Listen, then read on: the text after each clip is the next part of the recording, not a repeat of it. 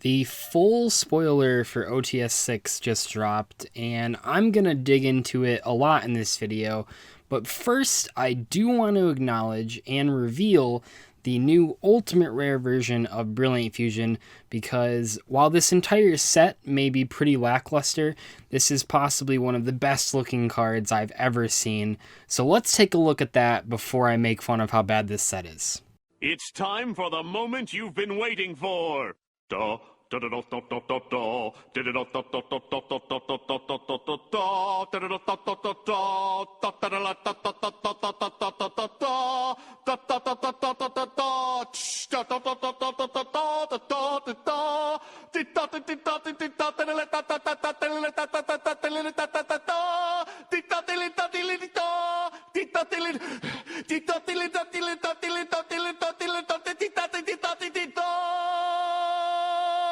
Preparing the Krabby Patty! The OTS pack and Astro Pack design shouldn't be very complicated. What these packs should be doing is increasing the rarity of either highly played cards, which would be the case of the 3 ultimate rares in this set, or increasing the rarity of cards that only have rare and common printings, which should make up the majority of the super rares.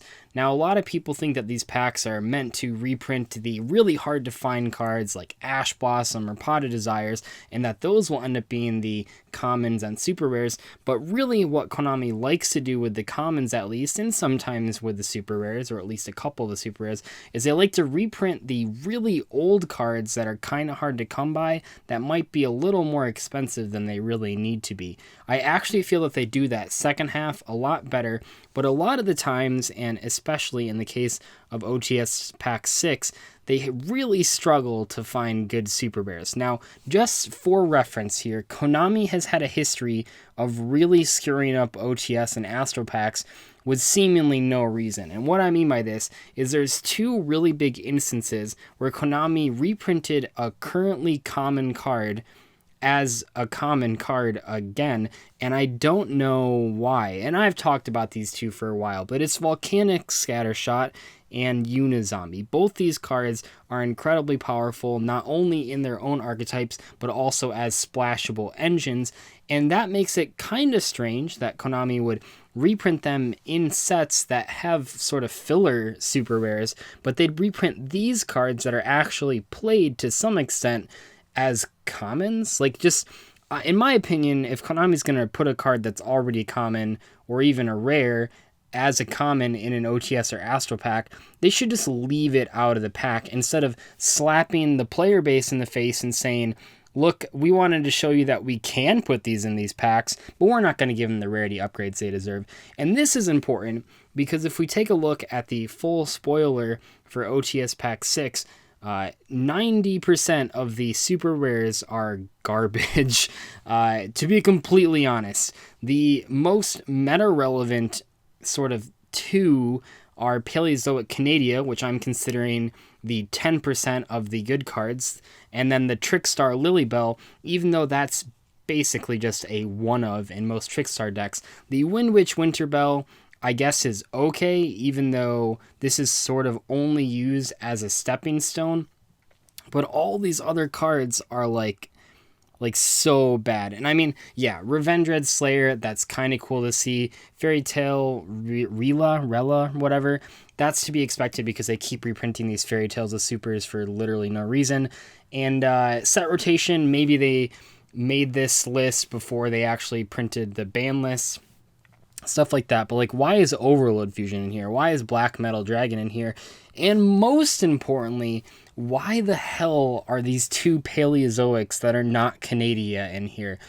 Paleozoic Hallucigena and Paleozoic Eldonia are like, what are...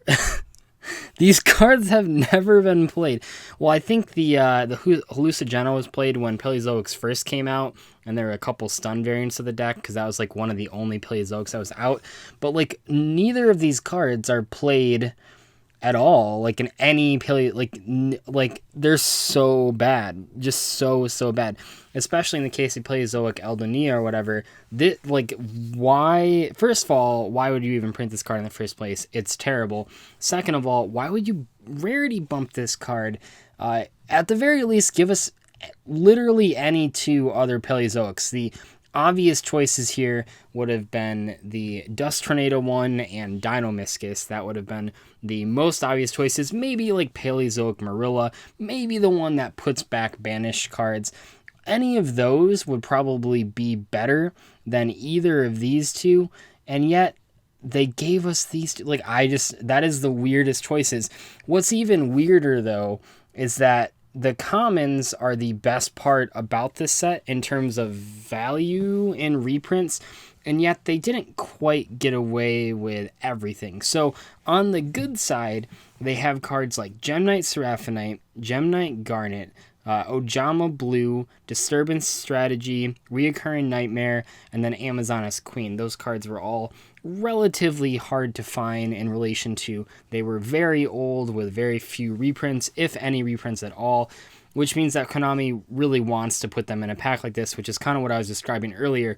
But then you go to the other cards and you just look at them. I mean, specifically, I'm talking about Shiranui, Spirit Master, Predaplant Orphis Scorpio, Gozuki, and Lightray Greffer. Every single one of those cards should have either been not in this set or printed as super rares. Gozuki's a little weird because it already has an ultra rare printing, contrary to what John Moore thinks, because he said in his announcement video, oh, it could have gotten rarity bumps. No, Gozuki already has an ultimate rare printing, or an ultra rare printing.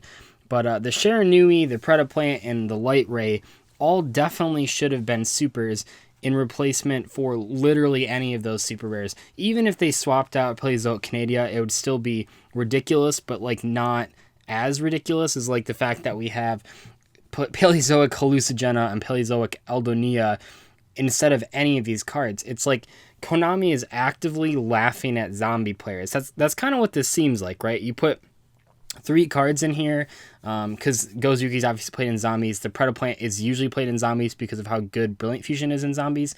And you put those cards in this set, but you release them in rarities that are, well, actually lower than their current rarity. And these weren't expensive cards. So that's sort of the difference between printing these cards as commons, even though they have higher rarities versions technically because they're rares and an ultra rare. That's the difference between printing those and then something like Amazoness Queen or Gemknight Seraphonite that only have like super rare printings, because these aren't a rarity downgrade to make the card cheaper. These will likely be the same price as the current cards. These are just a rarity downgrade for the sake of putting them in the set. And I don't get the logic behind it. I mean, I really try to give Konami the benefit of the doubt. I know a lot of people love ragging on them, but I really do believe that they kind of know what they're doing most of the time. But every time a new OTS pack comes around, it seems like there are some really good choices. In particular, I think the last couple sets have had fantastic ultimate rare choices. Now, I do think that Alistair the Invoker would have been maybe a better choice in Invocation, but I'm not going to rag on them too much for that because Invocation is still a very powerful card. Obviously, Brilliant Fusion, huge fan of it. And then Decode Talker is likely going to be a staple one of in many decks for the foreseeable future, and it makes sense that it's in there. And like, Canadia is a good reprint as a super. I can even sort of see the logic behind Revenged Slayer just because it's likely going to be the most important Revenged ritual monster, just because you can add Revenged Origin with pre-preparation of rites if you're playing Slayer. And the rest of these cards, though, they're just so weird. I mean, none of these cards are like, I mean, really, none of these cards are meta relevant, right? I mean, this is coming from a Paleozoic player. Like, Paleozoics aren't meta relevant. They're like a rogue strategy, and Trickstars are good, but this isn't like I mean, it's a one of in the deck, and it's like Wind Witches sometimes see play, but once again, this Synchro Monster is always just a stepping stone. As a whole, like, I'm gonna like this set, I think, mostly just because of the ultimate rares, but is that really anything to judge a set on? If the only good cards in the set are the 3 most expensive cards and every other card is pretty much worthless, at least like someone trying to rarity upgrade their stuff. I mean, I'm not coming from the eyes of like a budget player, and I will say that a lot of people comment on my videos and ask, do you have to play Garnet or can you play like Tourmaline or something that's cheaper? So maybe for the people that have been unable to purchase Garnet or unable or unwilling to purchase Garnet, because I know paying $5 to $8 for a normal monster is kind of silly. Maybe this is now your opportunity to finally grab everyone's favorite card to draw.